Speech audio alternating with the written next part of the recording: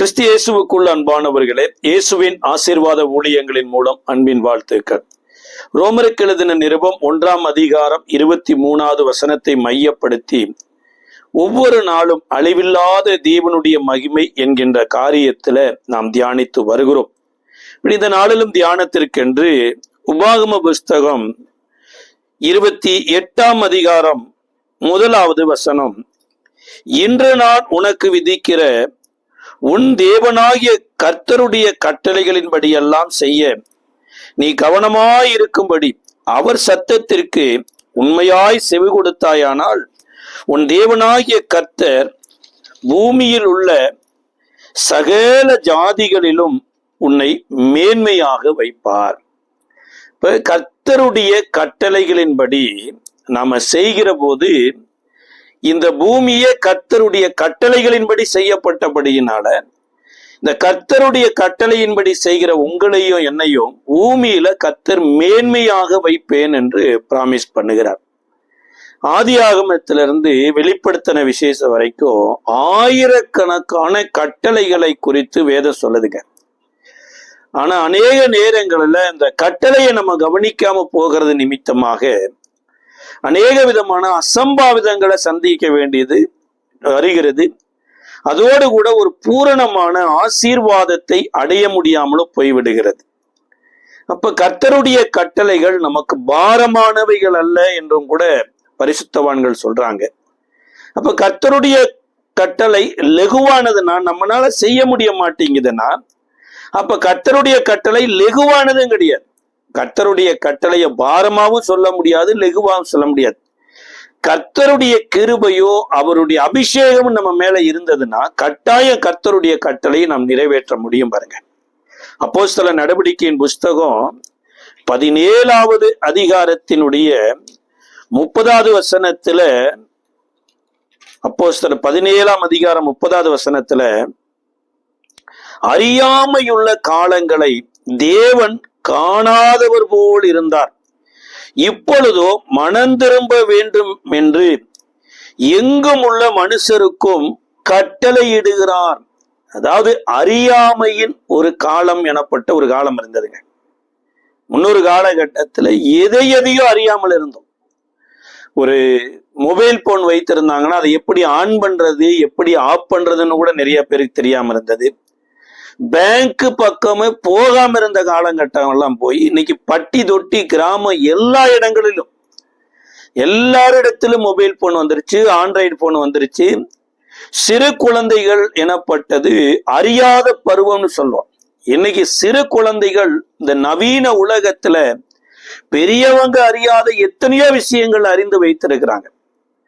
அதே மாதிரிதான் முன்னொரு காலகட்டத்துல இந்த பைபிள் எனப்பட்டது ஏதோ ஒரு சில மக்களிடத்துல மாத்திரம்தான் இருந்தது.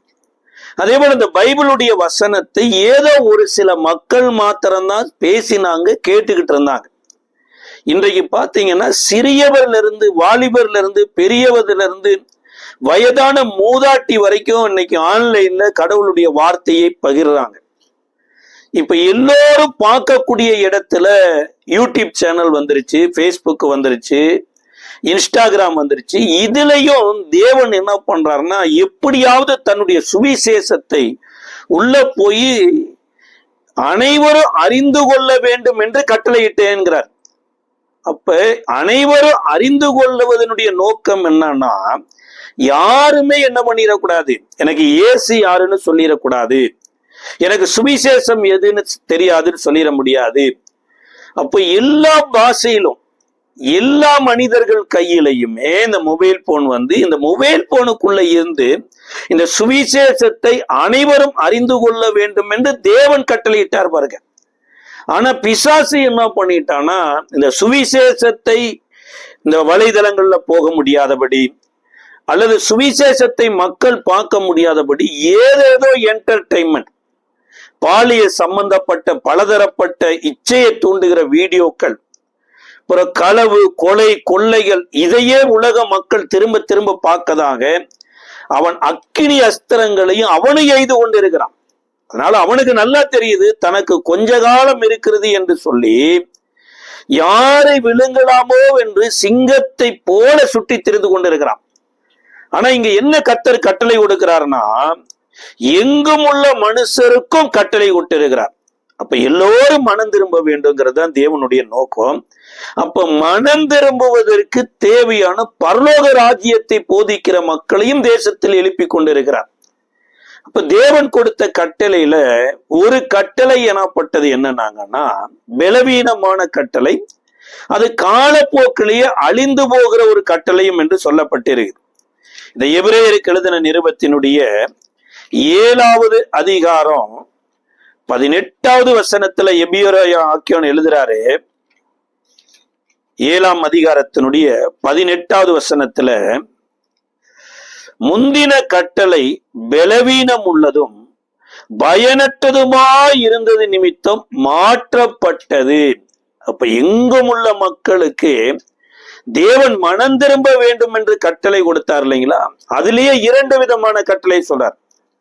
அப்ப நியாயப்பிரமாணத்தில் கொடுக்கப்பட்ட கட்டளை, அந்த 10 கமாண்ட்மெண்ட்ஸே, மோசே இரவு பகலும் 40 நாள் உபவாசம் இருந்து தேவனே கற்பலகையை உடைச்சு தன்னுடைய விரலினால எழுதி கொடுக்கப்பட்ட கட்டளை, இந்த 10 கமாண்ட்மெண்ட்ஸ். அப்ப இவர் 40 நாள் தேவ சமூகத்துல உபவாசம் இருந்த காலகட்டத்துலதான் எகிப்திலிருந்து விடுதலாய் வந்த இஸ்ரவேலர் இந்த சீனாய் மலைக்குள்ள போன மோசேக்கு என்ன சம்பவித்ததோ தெரியல. ஆனாலும் கர்த்தர் கொடுத்த வாக்குத்தத்த தேசத்தை நம்ம போய் சுதந்திரிக்கணும், அதுக்கு நமக்கு வழி நடத்துறதற்கு ஒரு தெய்வம் வேண்டும் என்று கேட்டாங்களாமா.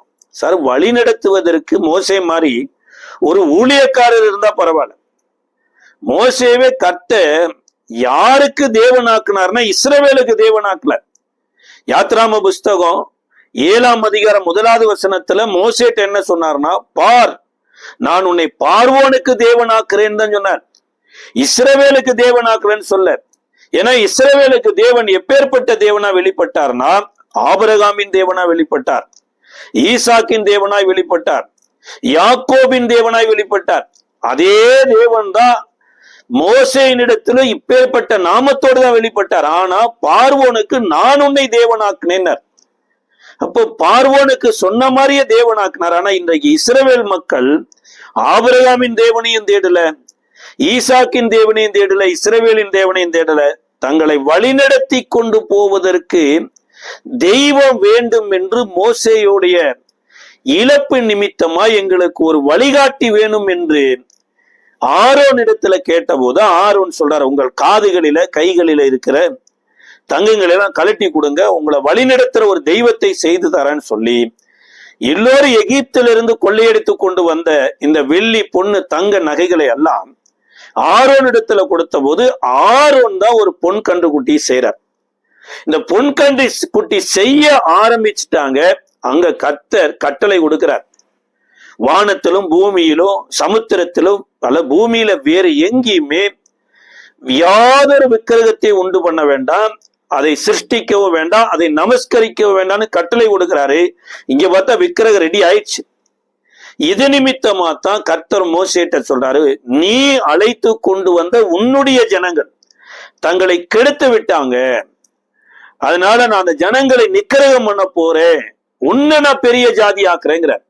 அந்த நேரத்துல மோசே கெஞ்சுறார், ஆண்டவரே இவர்களை நிக்கிரகம் பண்ணினேன்னா கர்த்தர் அழிக்கத்தான் இந்த வனாந்தரத்துக்கு கூட்டிட்டு வந்தார் என்று கர்த்தரற்ற புறஜாதியர்கள் சொல்லிடுவாங்க, அதனால உங்களுடைய நாம பரிசுத்த குலைச்சலாயிரும், தயவு செய்து அவர்களை அழிக்காதிரோ, அவர்களை அழிக்கிற மாதிரி இருந்தா ஜீவ புஸ்தகத்திலிருந்து என் பேரையே கிறுக்கி போடுனார். அதன் அடிப்படையில தான் கெஞ்சி பிரார்த்தனை பண்ணி கீழே வந்து மோசே கோபத்தின் உச்சத்துல தான் நின்ற மலையில தூக்கி அடிச்சு கர்த்தருடைய கட்டளையை கொடுத்த கற்பலகையை உடைச்சிட்டார். இதை உடைத்ததுக்கு அப்புறம் மறுபடியும் அவர்கள் ஏற்படுத்தி வைத்த பொன் குன்று குட்டியவும் அக்கினிக்கு இரையாக்கி சாம்பலாக்கி தண்ணீர கரைக்கி இந்த இஸ்ரவேல் மக்கள் மேல சாபம் வந்தபடினால் அது தோஷம் தீரும்படியாக அந்த சாம்பலை அவங்களே குடிக்க வச்சார். இதற்கு பின்பு தேவனிடத்துல மன்றாடின போது கர்த்தர் சொல்றார், நீ உடைத்த கற்பலகைக்கு ஒத்த ஒரு கற்பலகையை பூமியில செய்துட்டு மறுபடியும் சீனாய் மலைக்கு வா அப்படின்னார்.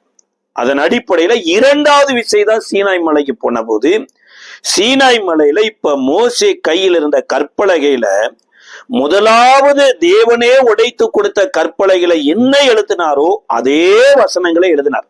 ஒருவேளை டூப்ளிகேட் எழுதல அல்லது வேற எதுவும் எழுதல, முதல்ல என்ன எழுதினாரோ அதே எழுதினார். ஆனா இங்க என்ன ஆயிடுச்சுன்னா, இதுல மனிதனுடைய பங்களிப்பு இருக்குது. மோசே செய்து வந்த கற்பலகை அதுல தேவன் எழுதினார் அப்படிங்கிறது.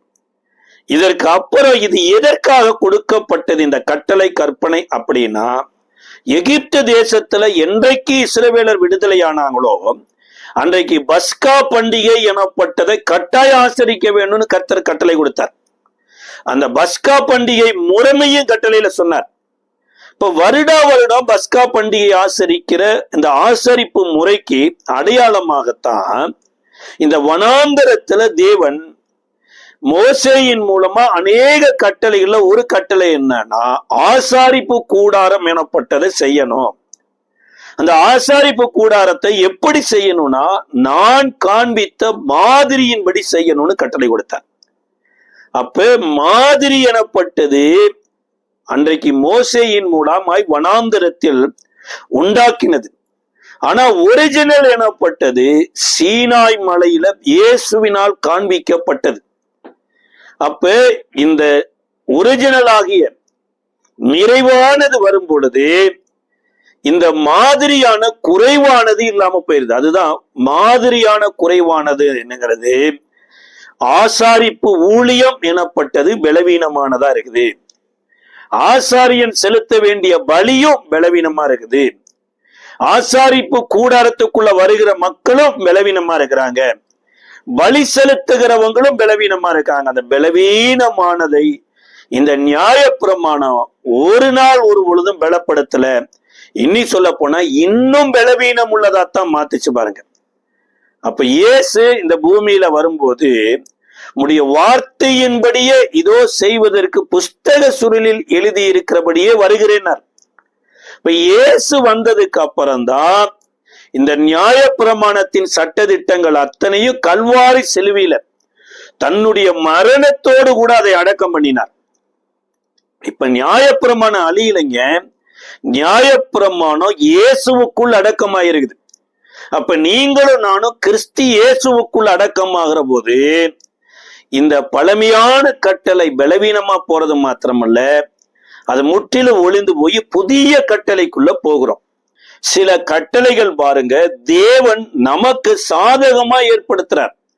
அது நமக்கு தெரியாமலே ஏற்படுத்துறார். அது நம்மளை காப்பாற்றும்படியா ஏற்படுத்துறார். பாருங்களேன், 2 சாமுவேல் புஸ்தகத்தினுடைய 17வது அதிகாரத்தின் 14வது வசனத்துல, அப்பொழுது அப்சலோம் இஸ்ரவேல் மனுஷர் அனைவரும் அகிதோவேலின் ஆலோசனையை பார்க்கிலும் அட்கியனாகிய ஊசாயின் ஆலோசனை நல்லது என்றார்கள். இப்படி கர்த்தர் அப்சலோமின் மேல் பொல்லாப்பை வரப்பண்ணும் பொருட்டு அகிதோவேலின் நல்ல ஆலோசனையை அபத்தமாக்குறதற்கு கர்த்தர் கட்டளையிட்டார். சார், இந்த அகிதோவேல் யாரு? இந்த அகிதோவேலுடைய ஆலோசனை எப்படி இருந்தது? இப்ப இந்த அகிதோவேலுடைய ஆலோசனையை அபத்தமாக்குவதற்கு ஊசாயின் ஆலோசனை நல்லது என்று ஜனங்கள் எல்லாம் ஏற்றுக்கொள்வதற்கு ஒரு காரியத்தை செய்தாராம். இந்த அகிதோவேல் தாவீது ராஜாவாய் இருக்கும் போதே இந்த அகிதோவேல் தாவீதுக்கு ஆலோசனை கொடுத்துட்டு இருந்த ஒரு மனுஷன். அப்ப அகிதோவேலினுடைய ஆலோசனை தேவனுடைய ஆலோசனைக்கு ஒத்து இருந்திருக்குது பாருங்க. அப்ப என்னன்னா, தாவீது ஒரு காலத்துல தேவனுடைய மனிதர்களுடைய ஆலோசனையை கேட்டு கேட்டு செயல்பட்டவரு இன்றைக்கு தேவ ஆலோசனை மாதிரியாயிருக்கிற அகிதோவேலின் ஆலோசனையை கேட்டுட்டார். இன்றைக்கு நீங்களும் நானும் தேவன் இருக்க வேண்டிய இடத்துல வேற யார நீங்க வைத்து பார்த்தாலுமே ஏதாவது ஒரு அசம்பாவிதம் வந்து அந்த நபரை கட்டாயம் எடுத்துருவார். அது நீங்க மாத்திரமல்ல, முன்னாட்கள்ல இருந்த பரிசுத்தவான்கள் அல்லது பேதுரு கூட பாருங்க, இயேசுவே உமக்கு ஒரு கூடாரம், எலியாவுக்கு ஒரு கூடாரம், மோசேக்கு ஒரு கூடாரம், உடனே இமீடியட்டா மோசேயை எலியாவை எடுத்தார். அங்க இயேசு மாத்திரம்தான் இருந்தார். நம்மளுடைய வாழ்க்கையில இயேசுவை வைக்க வேண்டிய இடத்துல, ஒருவேளை மனைவியை வைத்தாலோ, பிள்ளையை வைத்தாலோ, வேலையை வைத்தாலோ, ஊழியக்காரரை வைத்தாலோ, அல்லது ஊழியத்தையே வைத்தாலோ, ஒரு மிகப்பெரிய ஒரு அசம்பாவிதத்தை நாம் சந்திக்க வேண்டியது வரும் பாருங்க. இந்த அகிதோவேலின் ஆலோசனை தேவனுடைய ஆலோசனை மாதிரி தாவீதுக்கு இருந்ததுனால, அகிதோவேலின் பேத்தியாகிய பத்சேபாலின் இடத்திலே பாவம் செய்யக்கூடிய ஒரு சூழ்நிலை வந்துருச்சு. இப்ப பத்சேபாலுக்கு பாவம் செய்து, இப்ப பத்சேபாலுடைய கணவனாகிய உரியாவை வரவழைத்து, நீ போய் உன் மனைவியோட சந்தோஷமா இரு அப்படின்னு ஒரு மிகப்பெரிய ஒரு அரசியல் செய்து, தான் செய்த பாவம் வெளியில வரக்கூடாதுங்கிற மாதிரி ஒரு காரியத்தை செய்தார். ஆனா கர்த்தர் இந்த உரியாவை மனைவியோட சேர அனுமதிக்கல. எவ்வளவோ அவருக்கு செல்வம் கொடுத்து, எவ்வளவோ மதுவை கொடுத்து நீ போய் சேர்ந்திருந்தாலும் சேரல. இதுக்கு அப்புறம் தான் தாவீது மரண ஓலை எனப்பட்ட ஓலை, அதாவது யுத்தத்தின் முன்னணியில உரியாவை நிறுத்தி யுத்தம் பண்ணுன்னு யோவாப்புக்கு ஒரு கடிதத்தை எழுதி இந்த உரியாவையிலே கொடுத்து அனுப்பினார்.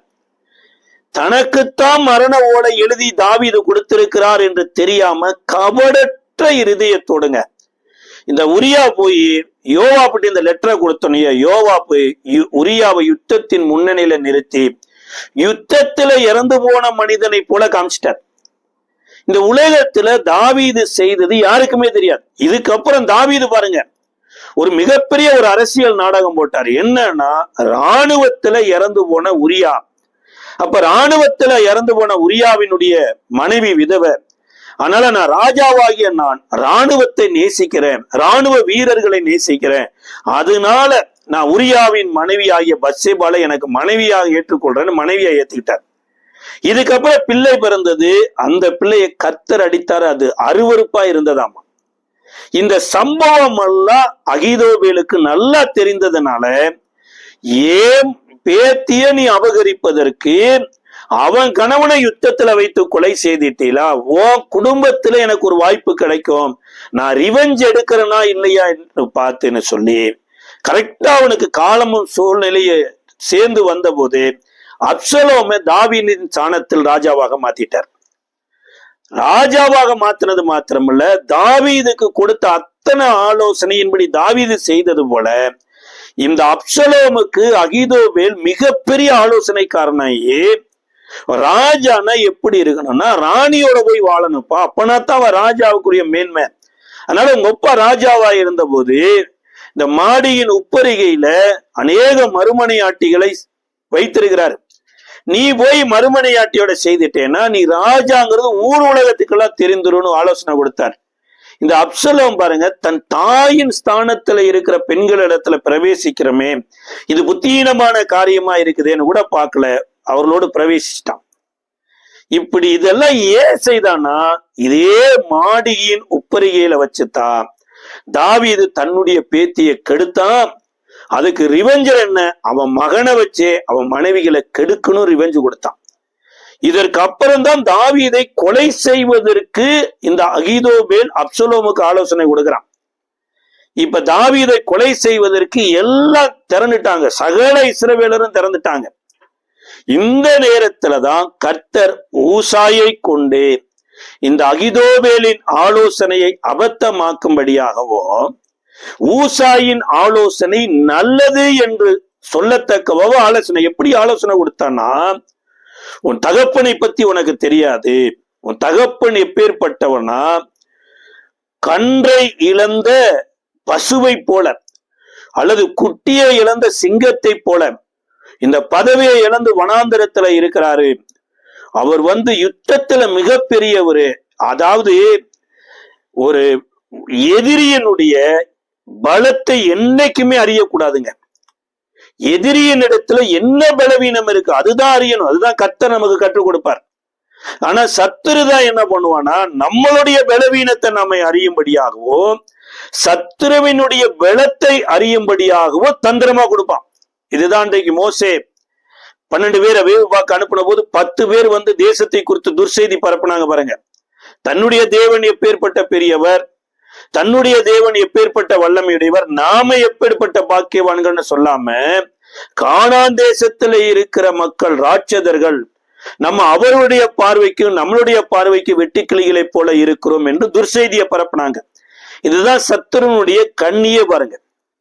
அப்ப இந்த ஊசா கொடுத்த ஆலோசனை அப்சலோமுக்கு சரியா புலப்படாததுனால இன்றைக்கு நம்ம யுத்தத்துக்கு போக வேண்டாம், ஏன்னா போய் நம்ம இழந்து, ஒருவேளை கொஞ்சம் யுத்தத்துல கூட தாவீது ஜெயிச்சிட்டா சகல இஸ்ரவேலரும் தாவீதின் பக்கம் திரும்பிடுவாங்கன்னு சொல்லி கொடுத்த ஆலோசனைய. அதனால இந்த அகிதோபேலின் ஆலோசனையை அப்சலோம் கேட்கல. தன்னுடைய ஆலோசனையை அதுவரைக்கும் கேட்டு வந்த இந்த அப்சலோம் இன்றைக்கு கேட்கலன்னு உடனே இந்த அகிதோபேலுக்கு இது மான பிரச்சனை ஆயிடுச்சு பாருங்க, இமேஜ் ப்ராப்ளம். இமீடியட்டா போய் அவன் தற்கொலை பண்ணி இறந்து போயிட்டான். அப்ப இந்த ஆலோசனையை தேவன் இந்த ஊசாயின் மூலமா சொன்னதற்கு என்னவாமா, அதாவது அகிதோபேலின் ஆலோசனையை அபத்தமாக்குவதற்கு கட்டளை தேவன் கொடுத்தது. இது ஊசா செய்த செயலுக்கு பின்னாடி தேவனே இருந்திருக்கிறார் பாருங்க. இது எதற்காக அப்படின்னா, அபிஷேகம் பண்ணப்பட்ட தாவீதை தப்புவிப்பதற்காக. அபிஷேகம் பண்ணப்பட்ட மனிதனுக்கு சில சிக்ஷைகளை தேவன் அனுமதிக்கிறார். இந்த சிக்ஷை ஒருவேளை நம்ம வாழ்க்கையில வரலன்னு வைங்களேன், கட்டாயம் நம்ம அபிஷேகத்தையும் இழந்திருப்போம், நம்ம ஜீவனையும் இழந்திருப்போம். சிம்சோனுக்கு ஒரு சிக்ஷையுமே இல்லைங்க, கடைசியா அந்த மனுஷனுடைய மரணம் பாருங்க எப்படி முடிஞ்சது பாருங்க. அதே மாதிரிதான் இன்றைக்கு உங்களுக்கு எனக்கு கர்த்தர் சில சிக்ஷையை எதுக்கு அனுமதிக்கிறார்னா, கர்த்தருடைய பிள்ளைகளாகவும் கர்த்தருடைய சித்தத்தை செய்ய வந்தான். அப்ப இங்க அகிதோபேலின் ஆலோசனையை அபத்தமாக்க தேவன் கட்டளையிட்டார், தாவீதை காப்பாற்றும்படியாக. இரண்டாவது, யோனாவை கக்கும்படியா மீனுக்கு கட்டளையிட்டாராம். யோனா தீர்க்க தரிசன புஸ்தகத்தினுடைய 2ஆம் அதிகாரம் 10வது வசனத்துல இந்த நினிவே பட்டணத்து மக்களுடைய பாவங்க தேவ சமூகத்துக்கு வரைக்கும் எட்டிருச்சு. அந்த நினிவே பட்டணத்துல குடியிருந்தவங்க யார் அப்படின்னு வேத பண்டிதர் சொல்றாங்க, அசீரியரும் அடுத்து சீரியரும் குடியிருந்திருக்கிறாங்க. இந்த அசீரியருக்கும் சீரியருக்கும் விருத்த சேதனமும் கிடையாது, நியாய பிரமாணமும் கிடையாது. அவர்களை யாராரோ மனித கற்பனைகளை எல்லாம் தெய்வமா வழிபடுகிறவங்க. இந்திய தேசத்துல எல்லாம் அப்படி நிறைய இருக்கிறாங்க பாருங்க, அசீரியரும் சீரியரும். அதாவது மயில்கல்லுல இருந்து, மயில்ல இருந்து, மரத்துல இருந்து, செடியில இருந்து, கொடியில இருந்து, வேலையில இருந்து, பணத்துல இருந்து, பன்னியில இருந்து, நாயில இருந்து எல்லாத்தையும் தெய்வமா வழிபடுகிற ஒரு கூட்டம் இருக்கு. ஏன் அப்படின்னா முன்னோர்கள் சொல்லியிருக்கிறாங்க சார்.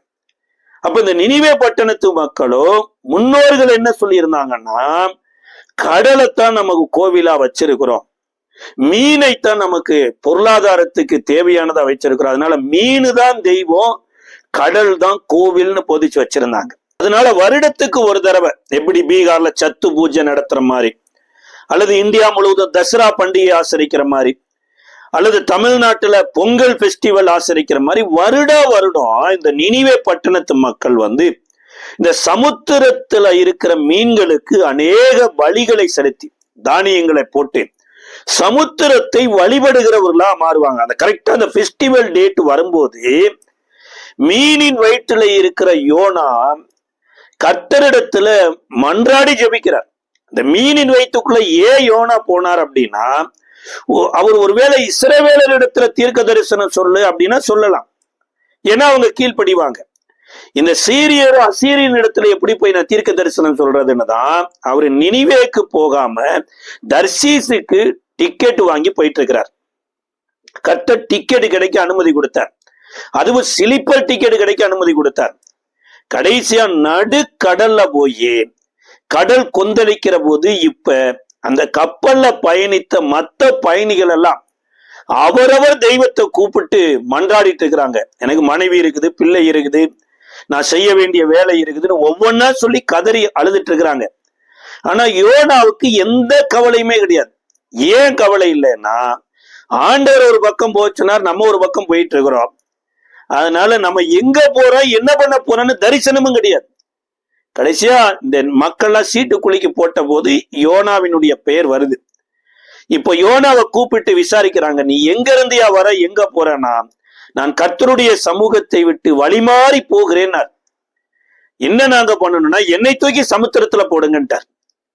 இந்த மக்கள் பக்தியுள்ள மக்கள், இந்த மனுஷன் ஒரு தப்புமே பண்ணாம இவனை தூக்கி சமுத்திரத்துல போட்டா இவனுடைய ரத்த பலி நம்ம மேல வந்து சுமருமேனு போடாம இருந்தாங்க. எவ்வளையோ கரை சேர பார்த்தா எவ்வளவுக்கு எவ்வளவு இவர்கள் படக வழி நடத்த பார்த்தாங்களோ அவ்வளவுக்கு அவ்வளவு சமுத்திரம் முழக்கமா இருந்த போது கடைசியா எல்லாரும் சேர்ந்து யோனாவை தூக்கி சமுத்திரத்துல போட்டாச்சு. இப்ப இந்த சமுத்திரத்துல யோனாவை விழுங்குவதற்கு கர்த்தர் ஒரு மிகப்பெரிய மீனை யோனா வந்து கடலுக்குள்ள விழுகிறதுக்கு முன்னாடியே கப்பல் பக்கமா கொண்டு வந்துட்டார். இந்த கப்பலினுடைய பலுவை குறைப்பதற்கு அவர்கள் வைத்த தின்பண்டங்கள் இன்னும் எல்லா தீவனங்களையும் எடுத்து போட போட மீன் அதெல்லாம் சாப்பிட்டு குறவள வரைக்கும் இப்ப இன்னைக்கு ஆகாரத்துல நிறைந்திருக்குது. இன்னும் மூட்டை மூட்டையா போட்டது மீன் வயிற்றுக்குள்ள போய் ஒரு ரேக்கையில் போய் உட்கார்ந்து இருக்குது. கடைசியா யோனாவை போட்டு விழுங்குற போது மீன் வயிற்றுக்குள்ள யோனா போயிட்டார். இதுக்கு அப்புறம் இந்த மீனை கர்த்தர் நடத்தினார் பாருங்க.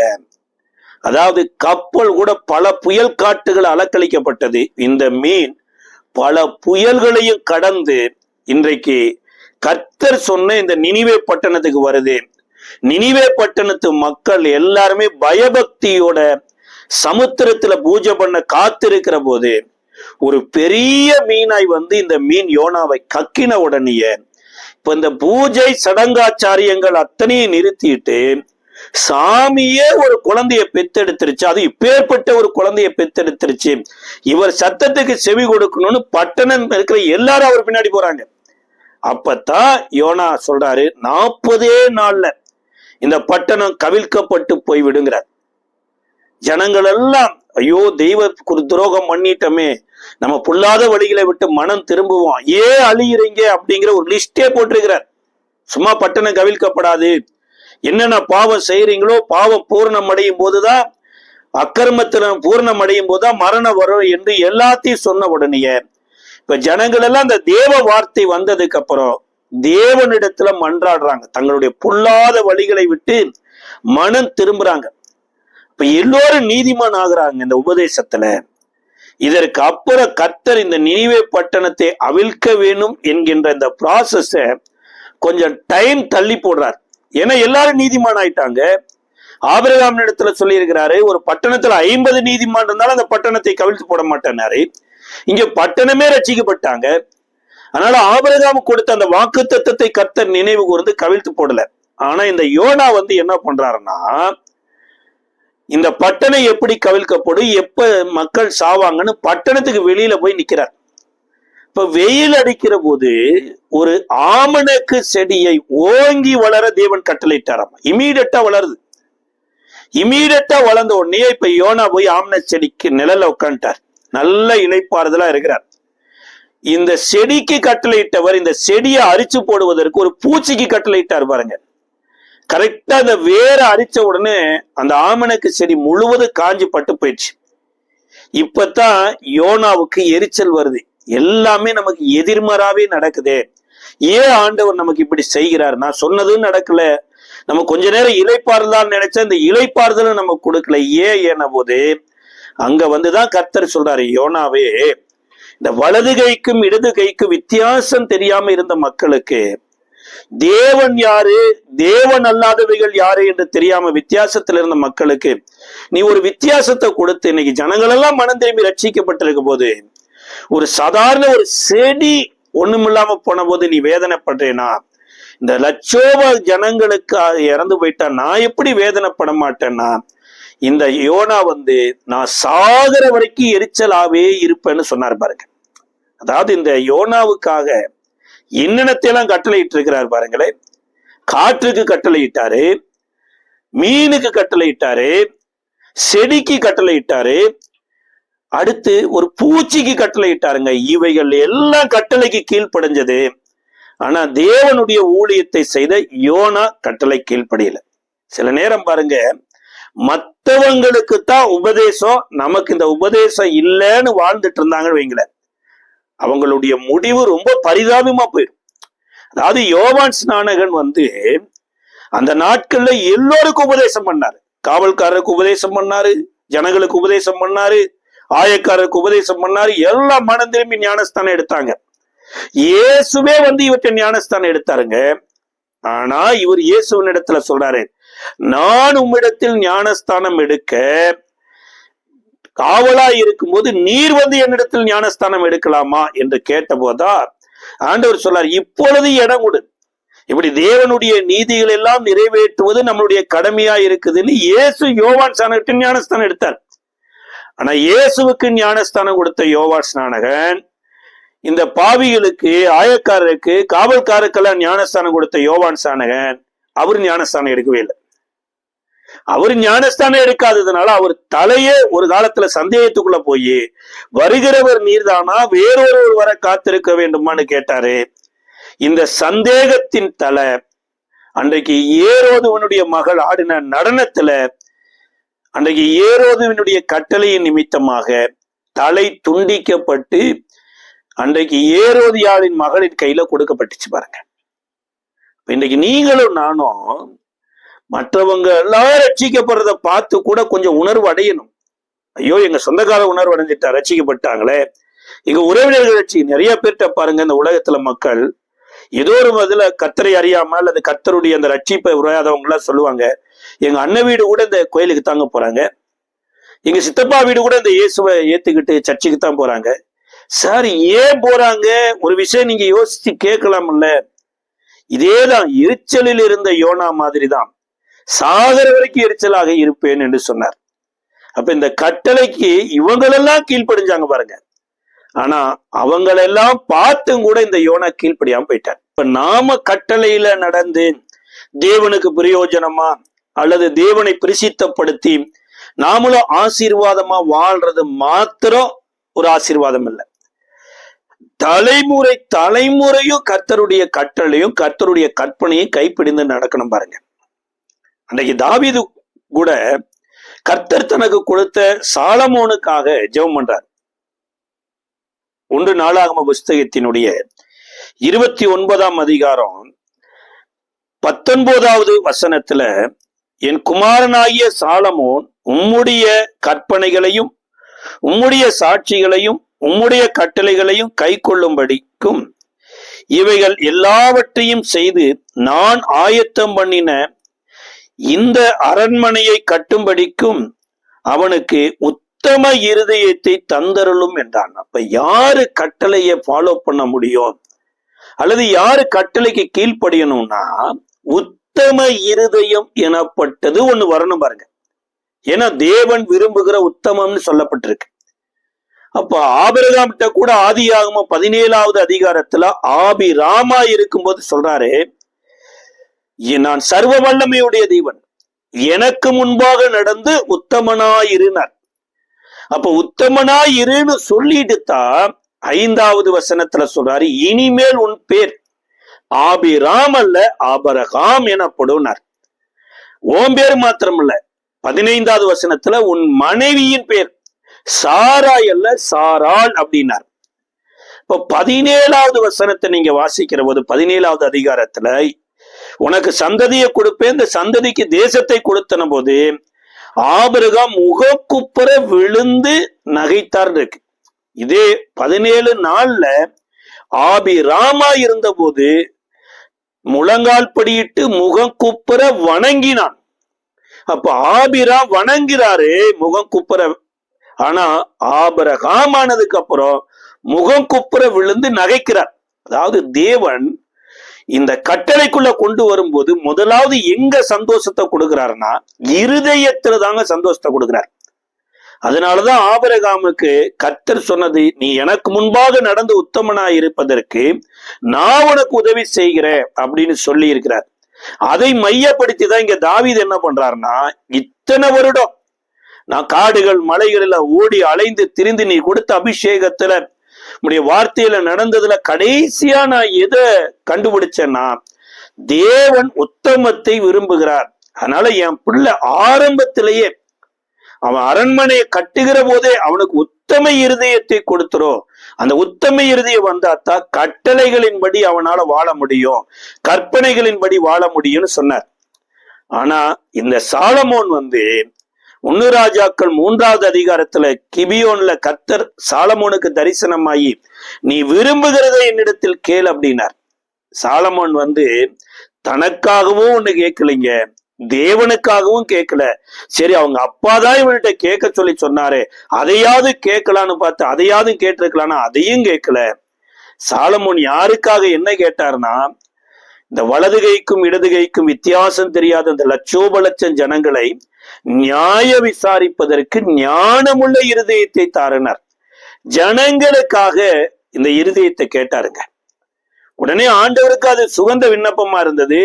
அதனால கேட்ட ஞானமுள்ள இருதயத்தை மாத்திரமா இல்லாம கேளாத ஐஸ்வர்யத்தையும் கனத்தையும் கொடுக்கிறேன்னு கொடுத்தார். அப்ப ஆரம்பத்துல இந்த ஞானத்தை சம்பாதித்த சாலமோனுடைய வாழ்க்கை மிக பிரம்மாண்டமான பிரகாசத்துல இருந்தது பாருங்க. இதனால இவருடைய ஞானத்தை கேட்கறதற்கு பல தேசங்களிலிருந்து வந்திருக்கிறாங்க. அதுல எத்தோப்பியா தேசத்து ஸ்திரீ கூட வந்திருக்காங்க, ராஜஸ்திரி வந்திருக்கிறாங்க. ராஜஸ்திரி இந்த சாலமோனுக்கு மனைவியாகவே வாழ்ந்து ஒரு பிள்ளையும் பெற்றெடுத்திருக்கிறாங்க. சாலமோன் மாதிரியே ஒரு பிள்ளை வரணும்னு. அதுக்கப்புறம் இதே உடன்படிக்கை பெட்டியை வச்சு இது மாதிரி ஒரு கோயில் கட்ட வேண்டும் என்று இந்த பிள்ளை பின்னாட்கள்ல சாலமோன் இடத்துல வந்து கேட்டிருக்கிறார்.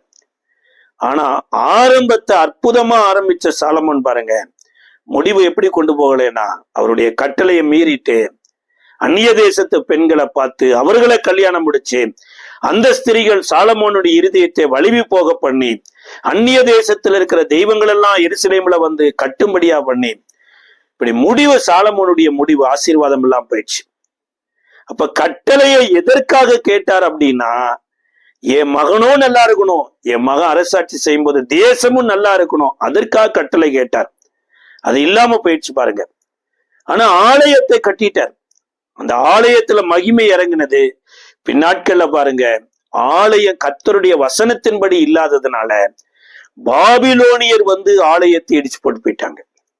இவ்வளவு ஒரு மகிமை நிறைந்த எருசலேமில் கட்டப்பட்ட ஆலயம், அநேகமாயிரம் ஆடுகள் ரத்த ஆறா ஓடி பிரதிஷ்டை பண்ணப்பட்ட ஆலயம் பாபிலோனியர் கையில இடித்து போடுறதுக்கு காரணம் என்ன தெரியுங்களா? அங்க தேவனுடைய வார்த்தை இல்ல, தேவனுடைய வார்த்தையின்படி அங்க இருக்கிறவங்களும் இல்லை. அப்ப இன்றைக்கு நீங்களும் நானும் இந்த ஆலயத்துல இருக்கிறதற்கே, இந்த ஆலயத்தை தற்காத்துக் கொள்வதற்கே கட்டளை அவசியம்னா, இப்ப இயேசுவினுடைய வசனத்தின்படி வாழ்வதற்கு நமக்கு கட்டளையை கேட்கணும் பாருங்க. இதை சங்கீத புஸ்தகம் 119வது சங்கீதத்தினுடைய 45வது வசனத்துல, நான் உம்முடைய கட்டளைகளை ஆராய்கிறபடியினால் விசாலத்திலே நடப்பேன். விசாலத்துல நடப்பனா என்னை சுற்றில யாரும் டிஸ்டர்பன்ஸே இல்லாம சமாதானத்தோடு சந்தோஷத்தோடு பரிபூரண சுகத்தோடு நடப்பேன்கிறார். அப்ப இன்றைக்கு எத்தனையோ பேரு சமாதானத்தை விரும்புறாங்க, சந்தோஷத்தை விரும்புறாங்க, எந்த டிஸ்டர்பன்ஸும் இல்லாம ஃப்ரீடமா வாழணும்னு விரும்புறாங்க. அதற்கு வேதம் எதை கற்றுக் கொடுக்குதுன்னா, தேவனுடைய கட்டளைகளை ஆராய வேண்டும் என்று சொல்லுகிறார். பேதுரு கூட இயேசுவின் இடத்துல, இயேசுவே நீரே ஆனால் ஜலத்தின் மேல் நடந்து வர கட்டளையிடும் அப்படின்னு சொல்லி கேட்கிறார்.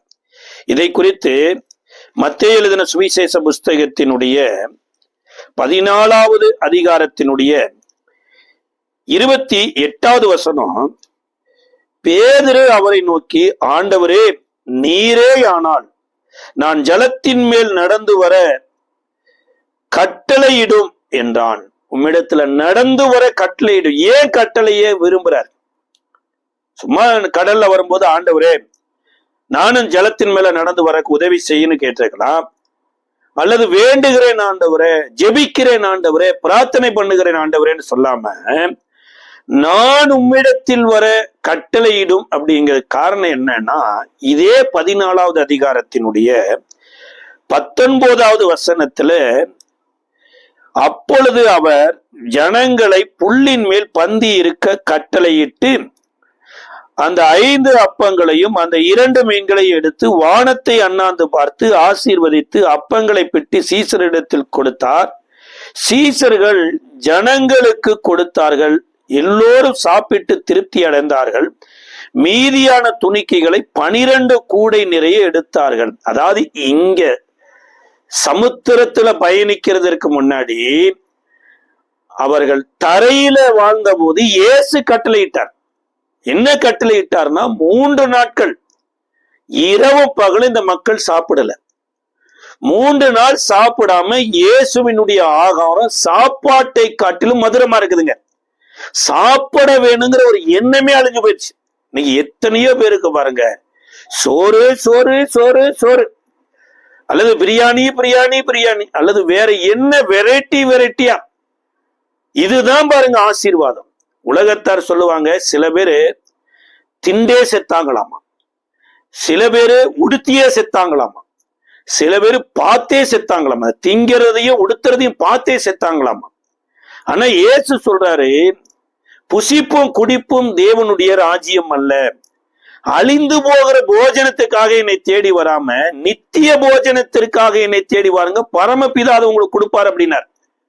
அப்ப இவர்கள் 3 நாள் இருந்தாங்க பாருங்க, ஒருத்தருக்கு கூட பசி எடுக்கல. ஏன்னா தேவன் பேசின ஒவ்வொரு வார்த்தையும் அவ்வளவு ஆரோக்கியமான வார்த்தைகள். இதற்கு அப்புறம்தான் இவர்கள் இயேசு இல்லாமல் பயணிக்க போறாங்க. ஏன்னா சில பேர் தொலைதூரத்துல இருந்து வந்திருக்கிறாங்க, சில பேர் ஒருவேளை குழந்தைகளோட வந்திருக்கலாம், வயது வந்தவங்களா இருந்திருக்கலாம், சிலர் பலவீனமா இருந்திருக்கலாம். அந்த உபதேசத்தை கேட்டுட்டு போனாலுமே இயேசுவோட இருக்கும்போது பசி இல்லாம இருந்தது, இயேசு இல்லாம நடக்கும்போது பசிக்கும். அதனால வழியில சோர்ந்து போயிருவார்களே, உங்களிடத்தில் என்ன இருக்குதுன்னு அவர்களிடத்துல கேட்டா அவங்க எங்களிடத்துல ஒண்ணு இல்லைன்னு சொல்லி இருக்கலாம். இந்த சிறுவனிடத்துல 5 அப்பம் 2 மீன் இருக்குதுன்னு உடனே தான் இப்போ ஒரு அற்புதத்தை செய்ய போறார், எல்லாருக்கும் சாப்பாடு கொடுக்க போறார்.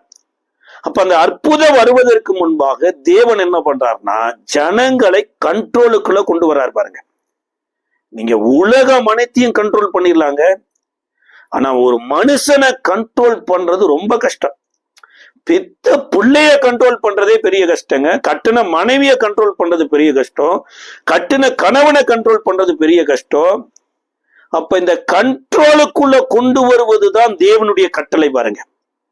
3 நாள் சாப்பிடாம இருந்து சாப்பிடுவதற்கு ஜனங்களை உட்காருங்க, உங்களுக்கு சாப்பாடு கிடைக்க போகுதுன்னு உடனே ஒரு மனுஷன் அங்கேயும் இங்கேயும் போலங்க 50 பேரா அற்புதமா உட்கார்ந்து இருந்தாங்க. இதெல்லாம் பேதுரு கண்ணார பார்த்தார். சார், இதே எலிசாவின் நாட்களில பஞ்சம் வந்துருச்சு, ஒரு வாட்கோதுமை சேக்கடி கொஞ்சம் கம்மி சொற்ப பணத்துக்கு கிடைக்கும் என்று சொன்ன போது அங்க கண்காணியை ஏற்படுத்தி வைத்திருந்தாங்க. அந்த கண்காணி மேல ஏறி மிதிச்சு அவனை கொலை பண்ணி இருக்கிற தானியத்தெல்லாம் அள்ளிட்டு போன ஒரு சம்பவம் நடந்திருக்குது. யோசிச்சு பாருங்க, இன்னைக்கு பசியோட இருக்கிற மக்கள், பசி இல்லாத எது கடவுள் கொடுக்கிற ஆகாரம் வரைக்கும் காத்திருப்போம், அவர் கட்டாயம் கொடுப்பாருன்னு 50 பேரை அமைதியா உட்கார்ந்து இருக்கிறாங்க. இதுக்கு அப்புறம் தான் இந்த 5 அப்பம் 2 மீனை எடுத்து ஆசீர்வதித்து இந்த 50 பேரா கொடுத்திருக்கிறார். எல்லாம் திருப்தி அடைஞ்சிருக்கிறாங்க. மீத 12 கூட எடுத்திருக்கிறாங்க. இதைத்தான் பேதுரு பார்த்தார். அதுல மிக மிக முக்கியமானது என்னன்னா, என்னை காட்டிலும் என் மேல அதிக அக்கறை கொண்ட தேவன் என்பதை பேதுரு அறிஞ்சிட்டார். அப்ப நான் ஜலத்தின் மேல நடந்து வந்தேன்னா, ஒருவேளை நான் மூழ்கி போயிட்டா கூட, என்னுடைய அழிவை நான் விரும்பினா கூட, எனக்காக கல்வாரி சிலுவையில மரிக்க போகிற இயேசு என்னுடைய அழிவை விரும்பாதவர். அதனால கட்டளை கொடுத்துட்டாருன்னா கட்டாயம் நான் நடந்து போனேன்னா என்னை தூக்கி விட்டுருவார் என்று சொல்லிதான் இப்ப எதை விரும்பி கேட்கிறாருன்னா, ஆண்டவரே நான் உம்மிடத்தில் வருவதற்கு எனக்கு கட்டளை கொடுனார். இப்ப இமீடியட்டா இயேசு என்ன பண்ணாருன்னா வா அப்படின்னு தமிழ்ல பைபிள்ல சொல்றாரு, ஆனா ஆங்கில வேதாகமத்துல கமான் அப்படின்னாரு. கமான் மீன்ஸ், அந்த கமான்கிற ஒரு வார்த்தை என்ன பட்டிருக்குன்னா ஒரு பாலம் மாதிரி இந்த கடலுக்கு மேல விரிக்கப்பட்டிருக்குதுங்க. இப்ப பேதுரு படகை விட்டு இறங்கி ஜலத்தின் மேல நடக்கலைங்க, கமான் எனப்பட்ட வார்த்தையின் மேல நடந்து வந்தார். அப்ப இந்த வார்த்தையின் மேல நடக்கிற ஒரு மனிதன் கடலை பார்க்க கூடாது, காற்றை பார்க்க கூடாது, இறங்காதவர்களையும் பார்க்க கூடாது, தன்னை அழைத்தவரை நோக்கி பார்க்கணும் பாருங்க. பேதுரு அழைத்தவரையே நோக்கி பார்த்த போது இந்த கமான் எனப்பட்ட கட்டளை பேதுருவை தாங்கியது. நான் என்றைக்கு அழைத்தவராகிய இயேசுவை பார்க்கிறத விட்டுட்டேன், காற்றையும் கடலையும் பார்த்தாரோ இமீடியட்டா உள்ள போயிட்டார். அப்ப இன்றைக்கு நீங்களும் நானும் கட்டளையை விரும்பணுங்க, கட்டளையை ஆராயணும். இந்த கட்டளையை ஆராயிற போதுதான் யாரும் நடக்காத வழியில நடக்கலாம். எப்படி பேதுரு சமுத்திரத்துல நடந்ததெல்லாம் அவரோட கூட ஒருத்தருமே இல்ல, சுற்றிலும் கடல் கொந்தளித்துட்டு இருக்குது, புயல் காத்து அடிச்சிட்டு இருக்குது, இந்த மனுஷன் மாத்திரம் ஜாலியா நடந்துட்டு இருந்தார். ஆனா என்றைக்கு அந்த அழைத்தவரை விட்டுட்டு கட்டளையில நடக்க ஆசைப்பட்டாரோ இமீடியட்டா மூழ்கிட்டார். அப்ப இன்றைக்கு நீங்களும் நானும் கட்டளையை விரும்புறது மாத்திரமல்ல, கட்டளையை ஆராய்றது மாத்திரமல்ல, கட்டளை கொடுத்த இயேசுவையே பார்த்துட்டு போனோம்னா நம்மளுடைய ஒவ்வொரு நாள் வாழ்க்கை அற்புதமா இருக்குங்க. எல்லாரும் மூழ்கி போன இடத்துல நம்ம நடந்து கொண்டு இருப்போம். எல்லாரும் இளைத்து போன இடத்துல நம்ம ஓடிக்கொண்டு இருப்போம். எல்லாரும் இருளான இடத்துல நம்ம வெளிச்சமா பிரயாணம் பண்ணுவோம். கர்த்தர் நமக்கு உதவி செய்வார். இப்ப இந்த இஸ்ரவேல் மக்கள் கட்டளையை ஃபாலோ பண்ணாம போனதுனாலதான் பாருங்க பாபிலோன் தேசத்திற்கு அடிமையாக விற்கப்பட்டாங்க. இந்த அடிமையாக விற்கப்படுகிற அந்த காலகட்டத்துலதான் இந்த கட்டளையை நினைத்து எரேமியா புலம்புகிறார். புலம்பலின் புஸ்தகம் 1ஆம் அதிகாரத்தினுடைய 17வது வசனத்துல, சீயோன் தன் கைகளை விரிக்கிறாள், அவளை தேற்றுவார் ஒருவரும் இல்லை. கர்த்தர் யாக்கோபின் சுற்றுப்புறத்தாரை அவனுக்கு சத்துருக்களாக கட்டளையிட்டார். அவர்களுக்குள்ளே எருசலேம் தூர ஸ்திரிக்கு ஒப்பானாள். அதாவது தூர ஸ்திரினா ஒரு பெண் மாதவிடாய் நாட்களில எப்படி தீட்டுப்பட்டாள் என்று சொல்லப்படுதோ, அல்லது ஒரு பெண் பிள்ளையை பெற்றெடுத்துட்டாங்கன்னா அந்த ஸ்திரீ எத்தனை மாதம் தீட்டுப்பட்ட 80 நாட்கள் சம்திங் தீட்டுப்படுறாங்க. ஒரு ஆண் பிள்ளையை பெற்றெடுத்தாலும் 40 நாட்கள் சம்திங் அவங்க தீட்டுப்படுறாங்க. ஒரு தூர ஸ்திரியை போல மாறிடுறாங்க. அவங்க தேவனுடைய காரியங்களை தொட முடியாம போறாங்க. இதுக்கு காரணம் என்னன்னா இந்த இஸ்ரவேலர் தேவனுடைய கட்டளையை விட்டுட்டாங்க. கட்டளையை விட்டதுனால இப்ப பாபிலோன் தேசத்துக்கு அடிமையாகி யாரோ அவங்க மேல கட்டளை செலுத்துறாங்க. அங்க பாபிலோன் தேசத்துல நேபுகாத் நேச்சார் சங்கிலியில கட்டி கொண்டு போயிட்டுங்க. அவன் ஒரு பொற்சிலையை நிறுத்திட்டு இதை வழிபடலைன்னா எல்லாரும் அக்னி சுளையில போடணும், அவன் ஒரு கட்டளை போடுறான். இன்னைக்கு நீங்களும் நானும் தேவனுடைய கட்டளையின்படி நடக்க தவறும் போது என்ன ஆகும்னா தேவையில்லாத உன்னுடைய கட்டளைகளுக்கு கீழே எல்லாம் வாழ வேண்டியது வரும் பாருங்க. அப்ப அந்த கட்டளையில இருந்தெல்லாம் நம்ம பாதுகாக்கப்படணுமா இருந்தா தேவ கட்டளையை ஃபாலோ பண்ணணும். அப்ப முன்னாட்களில் இருக்கக்கூடிய கட்டளை கடைபிடிக்க கூடாததாகவும் கடைபிடிக்க முடியாததாகவும் இருந்தது. எல்லாத்தையும் ஃபாலோ பண்ண 10 கமாண்ட்மெண்ட்ஸ்ல ஒருவேளை ஏதோ கண்ணை மூடி பல்ல கடிச்சு எப்படியாவது தேவனை மாத்திரம் ஆராதிக்கிறேன், தேவனை மாத்திரம் தொழுது கொள்றேன்றலாம், திருடாம இருந்துடலாம், விபச்சாரம் பண்ணாம இருந்துடலாம், இதெல்லாம் பண்ணாம இருந்துடலாங்க.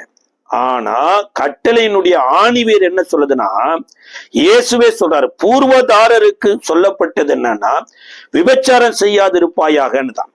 ஆனா கட்டளையினுடைய ஆழ என்னன்னா விபச்சாரங்கிறது இருதயத்துல இருக்குதே. சரீரத்துல விபச்சாரம் செய்யாட்டியும் கூட இருதயத்துல விபச்சாரம் இருக்கிறபடினால ஒரு பெண்ணை இச்சையோடு எண்ணத்தில் பார்த்தால் அந்த ஸ்திரியோடு விபச்சாரம் பண்ணி ஆயிற்று அப்படிங்கிறார். அடுத்து களவு செய்யாதிருப்பாயாங்கிறார். நம்ம போய் எடுக்கிறது மாத்திரம் கவலை இல்லை. அப்ப இச்சிக்கிறவன் களவு செய்கிறவனா மாறிடுறான், இச்சையோட எண்ணத்தில் பார்க்கிற விபச்சாரம் செய்கிறவனா மாறிடுறான். அப்ப கட்டளையே என்னன்னா நம்மளால கடைபிடிக்க முடியாம போகிறபடினால இந்த பழைய கட்டளை அத்தனையும் தேவன் என்ன ஆக்குறாருன்னா அதை பழமையானதாகவும் நாள்பட்டதாகவும் பலவீனமாகவும் ஆக்குறார். இந்த பலவீனமாக்குறதுக்கு என்ன பண்ணாருன்னா கல்வாரி சிலுவையில இயேசு மரிக்கும் போது முதலாவது தேவாலயத்தின் திரை சிலை 2ஆ கிழியுதுங்க. அந்த மகா பரிசுத்த ஸ்தலத்துல கட்டளையின்படி உள்ள போகலைன்னா அவன் செத்து போயிடுவான். அந்த மகா பரிசுத்த ஸ்தலத்துக்குள்ள உள்ள போகிற வழி என்னன்னா இந்த திரைச்சிலை எனப்பட்டதுதான் தடுப்பா இருக்குது. இப்ப திரைச்சிலைய 2ஆ கிழிஞ்சு எல்லாரும் உள்ள போகிற இடத்துக்கு வந்துருச்சு. அடுத்து ஒருவேளை பாவம் செய்து ஒரு மனுஷன் என்ன பண்ணிடுவானா இந்த தேவாலயத்துக்குள்ள வந்தானா விழுந்து செத்துருவான்னு கட்டளை. அப்ப விழுந்து செத்துருவான எங்க போவான்? கல்லறைக்குள்ள போவான்.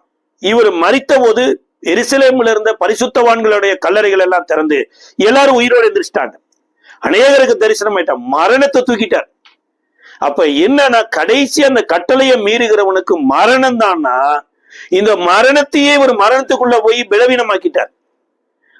அப்ப தேவன் எதை மேன்மைப்படுத்திட்டார்னா கல்வாரி சிலுவையில இயேசுவனுடைய மரணத்தை மேன்மைப்படுத்திட்டார். ஆதியாம புஸ்தகத்தினுடைய 2வது அதிகாரத்துல புசிக்க வேண்டாம் என்கின்ற கனியை புசித்த ஒரு கட்டளையை மீறினதுனால மரணம் உள்ள வந்துருச்சு. இயேசு இந்த மரணத்தையே பலவீனமாக்கினபடினால இப்ப இயேசுவின் கட்டளைக்கு நீங்களும் நானும் கீழ்ப்படிய வேண்டிய கட்டாயத்துக்குள்ள வந்துட்டோம் பாருங்க. இயேசு செய் என்று சொன்ன கட்டளையும் இருக்குது, செய்ய வேண்டாம் என்று சொன்ன கட்டளையும் இருக்குது பாருங்க. யோவான் எழுதின சுவிசேஷ புஸ்தகத்தினுடைய 13வது அதிகாரத்தினுடைய 34வது வசனத்துல கட்டளையா என்ன சொல்றாருன்னா, புதிய கட்டளை சொல்றேன், நீங்கள் ஒருவரிடத்தில் ஒருவர் அன்பாயிருங்கள் என்கின்ற கட்டளை கொடுக்கிறார் பாருங்க. இந்த ஒருவரிடத்தில் ஒருவர் அன்பாயிருக்க கட்டளை எல்லாராலும் முடிய மாட்டேங்குது. தான் சொந்த பிள்ளையவே நேசிக்க மாட்டாங்க, தான் சொந்த கணவனையே நேசிக்க மாட்டாங்க. இன்றைக்கு ஒவ்வொரு நாளும் உலகத்துல நம்ம பாக்குறோம் பாருங்க, கணவனை கொலை செய்து விட்டு ஒரு கள்ள உறவோடு கூட இருந்த ஒரு பெண்மணி பிடிபட்டு நியாய விசாரித்து ஜெயில வைக்கிறாங்க. பிள்ளையை கொலை செய்த தகப்பன். இதுக்கு பின்னணியில என்ன, இது உலகம் எதை காண்பிக்குதுன்னா, எங்கனால இந்த கட்டளையின்படி வாழ முடியல, ஒருவரில் ஒருவர் அன்பாய் இருக்க முடியல. அப்ப ஒருவரில் ஒருவர் அன்பாய் இருக்கணுமா இருந்தா இயேசுவினுடைய ஆவியை பெற்றா தாங்க ஒருவரில் ஒருவர் அன்பா இருக்க முடியும். அன்புங்கிறது பரிசுத்த ஆவியின் மூலமா தான் வரும். அப்ப இயேசு இவ்வளவு பெரிய அன்புள்ளவராய் இருந்தாரு. எல்லாரும் வித்தியாசமா இருக்கிறாங்க, ஆனா இயேசு மாத்திரம் அன்புள்ளவராய் இருக்கிறார். இதை யோவான் அறிந்து பார்க்கிறாரு. அவருக்குள் எவ்வளவு வேணும் இருள் இல்ல, தேவன் அன்பாகவே இருக்கிறார் அப்படிங்கிறார். தன் சொந்த சகோதரனை பகைக்கிறவன் இன்னும் இருளில் இருக்கிறான், நான் தேவனுக்குள்ள இருக்கிறேன் என்று தன்னைத்தானே வஞ்சிக்கிறான்கிறார். அப்ப இருள் எனப்பட்டது என்னன்னா, இப்பேற்பட்ட காரியங்கள், மற்றவர்களை பகைக்கிறது, மற்றவர்களை கொலை செய்யறது, மற்றவர்களுக்கு விரோதமாய் பிராது பண்ணுகிறது, இதெல்லாம் இருளின் ஆதிக்கம். இதையெல்லாம் இயேசு என்ன பண்ணாருன்னா, அவரு இருளுக்குள்ள போனதுனால அந்த இருளே வெளிச்சமா மாறிடுச்சுங்க, மரணமே ஜீவனா மாறிடுச்சு, தேவாலயத்தின் திரைச்சிலையே 2ஆ கிழிக்கப்பட்டுருச்சு. இப்ப இதெல்லாம் பலவீனமாக்கிட்டாரு, மரணத்தை பலவீனமாக்கிட்டாரு, மகா பரிசுத்த ஸ்தலத்தை பலவீனமாக்கிட்டாரு, பலிகளை பலவீனமாக்கிட்டாரு, ஆசாரிய ஊழியத்தை பலவீனமாக்கிட்டாரு, எல்லாத்தையும் பலவீனமாக்கிட்டு இவர் பலனுள்ளவரா மாறிட்டார். அவர் தான் சொல்றாரு ஒருவரில் ஒருவர் அன்பாயிருங்கள் அப்படின்னாரு. அடுத்து சில காரியங்கள் எல்லாம் சொன்னாரமான அவங்க எல்லாம் மீறி இருக்கிறாங்க. அவர் ஒரு இடத்துல தனிமையா இருந்து யாருக்கும் தெரியாது இருக்கும்படி கட்டளை கொடுத்தாரு, அவங்களாம் பிரசித்தப்படுத்தினாங்கன்னு இருக்கு. ஆனா மிக மிக நீங்களும் நானும் கை கொள்ள வேண்டிய, கடைபிடிக்க வேண்டிய பிரதான கட்டளைகள் இயேசு இந்த பூமியில மாம்ச சரீரத்தில் செய்தது என்ன தெரியுங்களா? ஒன்று, நீங்களும் நானும் பாவிகள் என்று உணர்வு அடைதமானா, யாரிடத்திலும் கன்சல்ட் பண்ணாம உங்க இறுதியை உங்களை குற்றப்படுத்துமானா, இந்த சுவிசேஷம் உங்களை இயேசுவண்டையில வழி நடத்தும் போது, இயேசுதான் என்னை ரட்சிக்க முடியும், இயேசுவின் மூலமா தான் என் பாவம் மன்னிக்க முடியும்னு ஒரு பரிசுத்தவானுக்கு கீழே போய் ஜலத்தினால மூழ்கி ஞானஸ்தானம் எடுக்கணும். இது தேவன் நமக்கு ஏற்படுத்தி கொடுத்த கட்டளை. ஏன்னா இயேசுவே மூழ்கி ஞானஸ்தானம் எடுக்கிறார். இரண்டாவது, மூழ்கி ஞானஸ்தானம் எடுத்த இயேசுதான் லூக்கா 3வது அதிகாரம் 20-21 பரிசுத்தாவிக்காக ஜெபம் பண்ணினார். அப்ப பரிசுத்தாவியானவர் ரூபம் கொண்டு புறாவை போல அவர் மேல வந்து இறங்கினார். இவர் என்னுடைய நேசகுமாரன், இவரில் பிரியமா இருக்கிறேன் என்ற ஒரு சத்தம் வந்துருச்சு. இப்ப பரிசுத்தாவியானவருடைய துணையோடுதான் வனாந்தரத்துக்கு வருகிறார். 40 நாள் இரவும் பகலோ ஆகாரம் இல்லாமல் வாழ்றார். அப்ப இந்த 30 வருடமும் அவரும் சாப்பிட்டாரு, அவரை வளர்த்துன மரியாளும் சாப்பிட்டாங்க, மரியாளுக்கு அடுத்து யோசேப்பினிடத்திலிருந்து பிறந்த எல்லா திருப்தியா சாப்பிட்டாங்க. அதனாலதான் மரியாள் கானா ஒரு கல்யாணத்துல கூட வந்து ஒரு அற்புதம் நடத்த வேண்டும் என்று ஜெபம் பண்ணினாங்க. ஆனா இந்த 30 வயதுல ஞானஸ்தானம் எடுத்து சாப்பிடாம இரவு பகலும் 40 நாள் எதுக்கு உபவாசம் இருந்தார்னா, சார் மனுஷன் தேவனுடைய வார்த்தையின்படி வாழ முடியும், இந்த வனாந்திரத்துல வாழ்ந்த மக்கள் தேவனுடைய வார்த்தையின்படிதான் வாழணும் என்று தேவன் ஏற்படுத்தினாரு. அப்ப ஏதேன் தோட்டத்துல மனிதன் உண்டாக்கப்பட்ட போது தேவனே அந்த சகல விருட்சத்தின் கனியை புசிக்கவே புசிக்கலாம், நன்மை தீமை அறியத்தக்க விருட்சத்தின் கனியை புசிக்கும் நாளில் சாகவே சாவா என்று தேவன் இந்த கட்டளையில தான் ஆகாரம் புசிக்கணுங்கிற ஒரு தாட்டே மனுஷனுக்குள்ள வந்தது, பசி எனப்பட்டதே வந்தது. இந்த வார்த்தை வர்ற வரைக்கும் முதல் மனுஷன் ஆகாரமே புசிக்கல, ஆனா தேவனோடு நடந்தான். இதே மாதிரிதான் சிருஷ்டித்தவருடைய சாயலுக்கு ஒப்பா இன்னைக்கு நீங்களும் நானும் மாறணுங்கிறதுக்காக 40 நாள் தேவ ஆவியானவராலே வனாந்தரத்துல நடத்தப்பட்டார்.